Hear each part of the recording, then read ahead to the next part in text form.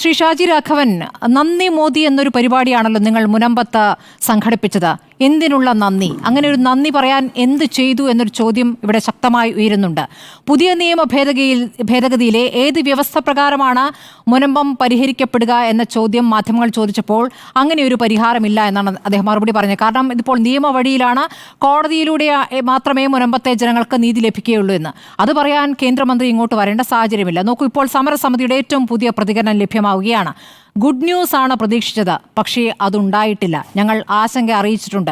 അപ്പോൾ മുനമ്പത്തിന് പ്രത്യേക പരിഗണന നൽകുമെന്നൊക്കെ വാഗ്ദാനം നൽകിയിട്ടുണ്ട്, ആശങ്കകൾ എഴുതി നൽകിയിട്ടുണ്ട്. പരിഹാര പ്രഖ്യാപനം പ്രതീക്ഷിച്ചു, പക്ഷേ അതുണ്ടായില്ല എന്നാണ് ഇപ്പോൾ സമരസമിതിയിൽ നിന്നും വന്നിരിക്കുന്ന പ്രതികരണം. അപ്പോൾ നിങ്ങൾ ഉദ്ദേശിച്ചത് എന്താണോ അത് നടന്നിട്ടില്ല, ശ്രീ ഷാജി രാഘവൻ.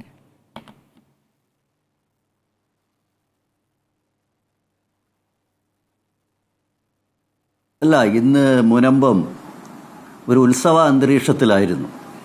നമ്മളെല്ലാം കണ്ടതാണ്. എന്നെ അതിശയിപ്പിക്കുന്നത് റിപ്പോർട്ടർ ചാനൽ ഉൾപ്പെടെ കഴിഞ്ഞ കുറേ മാസങ്ങളായി ഈ വിഷയം വളരെ ഗൗരവമായി ജനമധ്യത്തിൽ അവതരിപ്പിച്ച ചാനലുകളാണ്.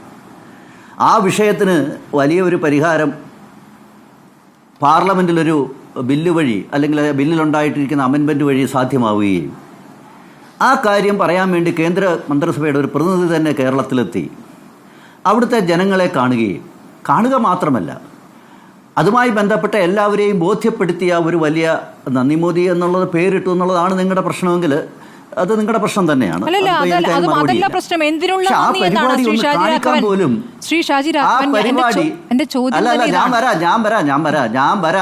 സ്മൃതി, ഞാൻ വരാമെന്നേ. എൻ്റെ ചോദ്യത്തിന് ആദ്യം മറുപടി പറയൂ.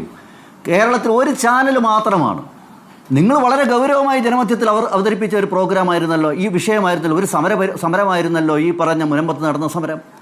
ആ സമരത്തിൻ്റെ ഒരു കൺക്ലൂഷൻ വരുമ്പോൾ അത് ഇനി കൺക്ലൂഷൻ ഉണ്ടായില്ല എന്ന് വിചാരിക്കുക. സപ്പോസ് അതുണ്ടായില്ല എന്ന് വിചാരിക്കുക. എന്തായാലും ആ പ്രോഗ്രാം ജനമധ്യത്തിൽ എത്തിക്കാനുള്ള ഒരു ബാധ്യത ഞാൻ നിങ്ങളെ നിർബന്ധിക്കുന്നില്ല, എനിക്ക് അതിനുള്ള ഒരു അവകാശമില്ല. പക്ഷേ ഞാൻ സൂചിപ്പിച്ചു എന്ന് മാത്രമേ ഉള്ളൂ. ഞാൻ ഇനി വിഷയത്തിലേക്ക് വരാം. ഇപ്പം റിപ്പോർട്ടർ ചാനൽ മാത്രമല്ല, ഒരു ചാനലും, 1-2 ചാനൽ ഒഴിച്ചൊരു ചാനലും അത് കാണിക്കാൻ തയ്യാറായിട്ടില്ല. പക്ഷേ സ്മൃതി, മുനമ്പത്തെ താങ്കൾ എന്താണ് പറയുന്നത് ശ്രീ ഷാജി രാഘവൻ? അവിടെ കിരൺ റിജിജു സംസാരിച്ച പരിപാടിയും അദ്ദേഹത്തിന്റെ വാർത്താ സമ്മേളനം, വരാപ്പുഴ അതിരൂപതയെ പോയി കണ്ടതെല്ലാം, എല്ലാ ദൃശ്യങ്ങളും നമ്മൾ കൊടുത്തിട്ടുണ്ട്. എന്താണ് താങ്കൾ പറഞ്ഞത്? എന്ത് തമസ്കരിച്ചു എന്നാണ് എന്റെ ചോദ്യം. താങ്കൾ കേട്ടിട്ടേ ഇല്ല, താങ്കൾ പറഞ്ഞോളൂ. ശരി. അല്ലല്ല, വരാപ്പുഴ അതിരൂപത ബിഷപ്പിനെ കണ്ടതിന് ശേഷം അദ്ദേഹം നടത്തിയിട്ടുള്ള അഭിമുഖം നമ്മൾ കേട്ടിട്ടുണ്ട്. അതുപോലെ തന്നെ ബഹുമാന്യനായ കേന്ദ്രമന്ത്രി അവിടെ പറഞ്ഞ കാര്യം നമ്മൾ കേട്ടിട്ടുണ്ട്. സ്മൃതി, ഒരു കാര്യം വ്യക്തമല്ലേ, അദ്ദേഹം പറഞ്ഞ കാര്യങ്ങളെ വളച്ചടിക്കാൻ വേണ്ടിയിട്ടുള്ള മനഃപൂർവ്വമായ ശ്രമമല്ലേ ഇവിടെ നടക്കുന്നത്? നിങ്ങൾ വളരെ ഗൗരവത്തോടു കൂടി ചില കാര്യങ്ങൾ പറഞ്ഞ് അത് ഏറ്റുപിടിക്കാൻ പോലും ബഹുമാന്യനായ മുഹമ്മദ് ഷാ തയ്യാറായില്ല, മുസ്ലിം ലീഗിൻ്റെ പ്രതിനിധി.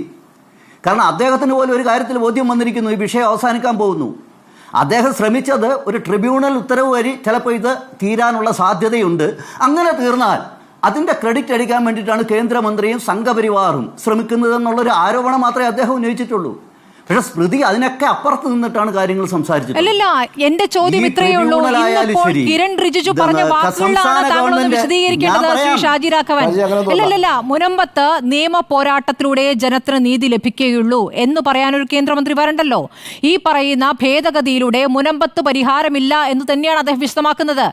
അത് ഇതിനകം തന്നെ കോടതിയിലാണ്. അപ്പോൾ കോടതിയിലൂടെ തന്നെ ട്രൈബ്യൂണലിൽ പരാജയപ്പെട്ടാൽ നിങ്ങൾക്ക് ഹൈക്കോടതിയിലേക്ക് പോകാം, സുപ്രീം കോടതിയിലേക്ക് പോകാം എന്നൊരു കേന്ദ്രമന്ത്രി പറയുമ്പോൾ എന്തു പരിഹാരം, എന്ത് ഉത്സവാഘോഷം എന്നാണ് താങ്കൾ പറയുന്നത്? സമരസമിതിയുടെ പ്രതികരണമല്ലേ ഇപ്പോൾ ഞാൻ പറഞ്ഞത്? ഗുഡ് ന്യൂസ് പ്രതീക്ഷിച്ചു, പക്ഷേ ഉണ്ടായില്ല, നിരാശയാണെന്ന്.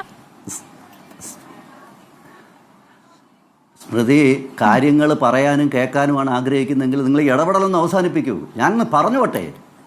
സ്മൃതി, ഈ പറയുന്ന മുനമ്പം പള്ളിപ്പുറം, കുഴിപ്പള്ളി വില്ലേജുകളിലാണ്, റവന്യൂ ഈ 2 വില്ലേജുകളിലായിട്ടാണ് കിടക്കുന്നത്. നിങ്ങൾ ധരിച്ചിട്ടുണ്ടോ ഈ കിരൺ റിജിജു ഇവിടെ വന്നത് ഈ 2 വില്ലേജ് ഓഫീസർമാരെ വിളിച്ചു വരുത്തിയിട്ട് നാളെ മുതൽ നിങ്ങൾ മുനമ്പം നിവാസികളുടെ കരം മേടിക്കണം, ഇത് പറയാനായിട്ടാണോ കേന്ദ്രമന്ത്രി വന്നതെന്നാണോ താങ്കൾ കരുതുന്നത്?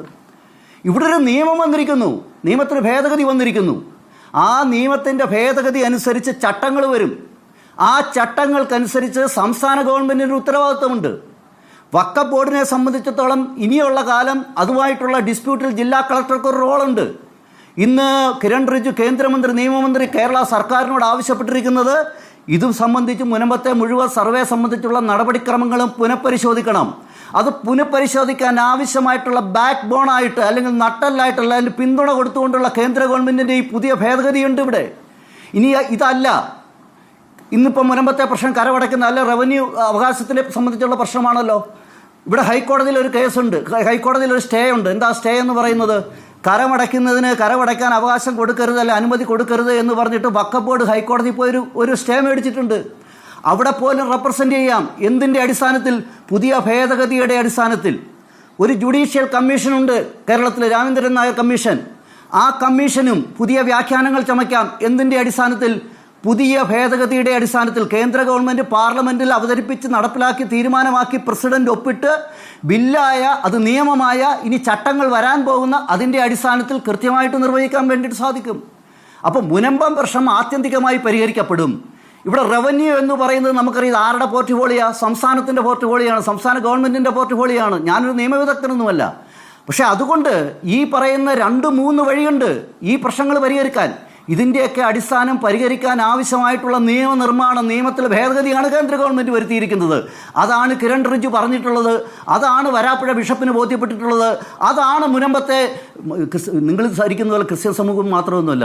അവിടെ ക്രിസ്ത്യൻ സമൂഹമുണ്ട്, ഈഴവരുണ്ട്, മുസ്ലിംസ് ഉണ്ട്, അതേപോലെ തന്നെ ദളിത് വിഭാഗമുണ്ട്. അവിടെ ഇതൊക്കെ നമുക്കറിയാവുന്നതാണ്. നിങ്ങൾ ആരെയൊക്കെ പോയി കാണുന്നു, നിങ്ങൾ ആരെയൊക്കെ ബോധ്യപ്പെടുത്താൻ ശ്രമിക്കുന്നു എന്നുള്ളതും കേരളം കണ്ടുകൊണ്ടിരിക്കുകയാണോ ശ്രീ ഷാജി രാഘവൻ? ഇവിടെ വഖഫിൽ രാഷ്ട്രീയം കളിക്കുന്നു എന്ന് പറയുമ്പോൾ നിങ്ങളും രാഷ്ട്രീയം കളിക്കുകയാണ്. ഇക്കാര്യത്തിൽ രാഷ്ട്രീയം മാത്രമല്ല, ഭിന്നിപ്പിന്റെ രാഷ്ട്രീയം കളിക്കുന്നുണ്ട്. അതാണ് ഇവിടെ പൊളിക്കപ്പെടുന്നത്. താങ്കൾ ഈ പറയുന്ന വഖഫ് ഭേദഗതി ഭേദഗതി ചെയ്തതിലൂടെ ഇനി അങ്ങോട്ടുള്ള കാര്യങ്ങൾ പറയുമ്പോൾ രാഷ്ട്രീയത്തിന്റെ ചരിത്രം അത് ചർച്ച ചെയ്യാൻ ഞാൻ തയ്യാറാണ്. ശ്രീ ഷാജി രാഘവൻ, ബഹളം വെച്ചിട്ട് കാര്യമില്ല. മുനമ്പത്ത് അടിയന്തര പരിഹാരം നിങ്ങൾ ഉണ്ടാക്കി തരും എന്ന് തെറ്റിദ്ധരിച്ചവരാണ് ഈ സമരസമിതി. അവിടെയാണ് അവർ പറയുന്നത് അവർക്ക് നിരാശയാണെന്ന്. മുനമ്പത്ത് ആർക്ക് വേണ്ടിയിട്ടാണ്? അല്ല, മുനമ്പത്ത് ജോസഫ് റോഡിയിലേക്ക് പോകുന്നു. ഞാനൊന്ന് സമരസമിതിയിലേക്ക് പോയ ശേഷം അരുണിലേക്ക് വരാം. നിങ്ങൾ ആർക്ക് വേണ്ടിയിട്ടാണ് നിങ്ങൾ ഈ വിഷയം ആർക്ക് വേണ്ടിയിട്ടാണ് എന്നുള്ളത് മുനമ്പം സമരസമിതിയെ സംബന്ധിച്ചും അവരുടെ ആവശ്യം ന്യായമാണ് എന്നുള്ള കാര്യത്തിൽ തർക്കമില്ല. അതിൽ ഭിന്നിപ്പുണ്ടാക്കി സമരത്തിലേക്ക് അവരെ തിരിച്ചുവിട്ടതിൽ പിന്നിൽ അല്ലല്ല, ഞാൻ എന്റെ ഉത്തരവാദിത്വമൊക്കെ എനിക്ക് കൃത്യമായിട്ട് അറിയാം ശ്രീ ഷാജി രാഘവൻ. ബഹളം വെച്ചിട്ട് കാര്യമില്ല. നിങ്ങൾ പാർലമെന്റിൽ പറയുന്നു മുനമ്പത്തിതാ പരിഹാരമെന്ന്, എന്നിട്ട് മാധ്യമങ്ങൾ ചോദിക്കുമ്പോൾ പറയുന്നു നിങ്ങൾ നിയമവഴിയിലൂടെ പോകുമെന്ന്. അല്ലെങ്കിൽ ചാനലിന് താല്പര്യമുണ്ടെങ്കിൽ അത് നിങ്ങൾ കൈവച്ചാൽ മതി. അല്ല, ഇത് ബഹളത്തിലൂടെ ഉത്തരം പറഞ്ഞിട്ട് കാര്യമില്ല ശ്രീ ഷാജി രാഘവൻ. ഇല്ല,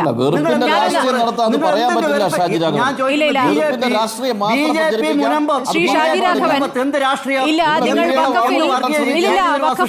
വഖഫിൽ നിങ്ങൾ പറയുന്നു ഇല്ല, ഏത് ഭൂമിയും വഖഫ് ഭൂമിയാണെന്ന് അവകാശപ്പെടാൻ പറ്റില്ല എന്ന് നിങ്ങൾ പറയുമ്പോൾ ഏത് വഖഫ് ഭൂമിയും അതല്ലെന്ന് പറയാൻ പുതിയ നിയമ ഭേദഗതി മൂലം കഴിയുമെന്നുള്ളതാണ് നിങ്ങൾ ഇതിൽ കളിക്കുന്ന ഭിന്നിപ്പിന്റെ രാഷ്ട്രീയം. അതിനപ്പുറത്തൊരു വോട്ട് ബാങ്ക് കേരളത്തിലുണ്ട്. ആ വോട്ട് ബാങ്ക് ഒക്കെ ഉണ്ട്. ആ വോട്ട് ബാങ്കാണ് നിങ്ങളും ലക്ഷ്യമിടുന്നത്.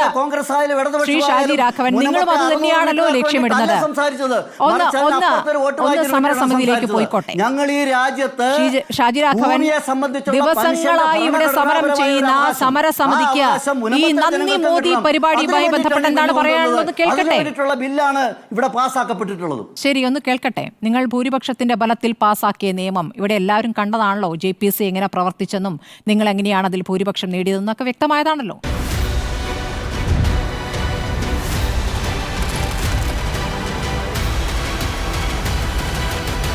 ഡിബേറ്റ് വിത്ത് സ്മൃതി പരുത്തിക്കാട്.